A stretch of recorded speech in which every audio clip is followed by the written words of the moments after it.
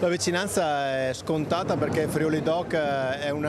evento importantissimo per Friuli Venezia Giulia, per la nostra regione, è un punto di riferimento per il nostro territorio e per la comunità regionale. Ha raggiunto un traguardo enorme che sono i 30 anni, per il quale vanno ringraziati coloro che l'hanno ideato, l'hanno pensato, l'hanno messo in piedi, ma anche tutti coloro che ci hanno lavorato in tutti questi 30 anni per poterlo far arrivare forte e energico come oggi. La definisce scontata la Presidente del Consiglio regionale Mauro Bordin quando parla della vicinanza e del sostegno della Regione per la manifestazione Regina del Friuli, ovvero Friuli Doc. Una vicinanza, una stima che la Kermesse udinese si è guadagnata negli anni grazie al messaggio veicolato in questi decenni. Il Friuli si sparge nel mondo con la sua tradizione e i suoi sapori. Un momento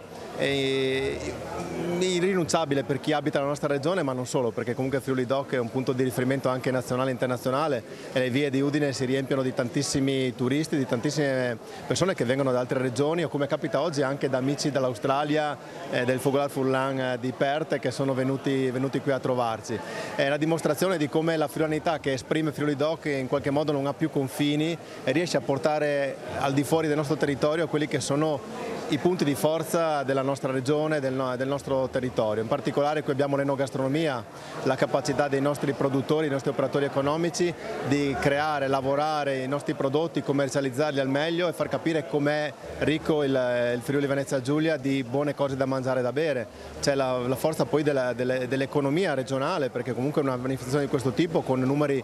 da centinaia a centinaia di migliaia di persone significa anche comunque dare un importante riscontro di indotto.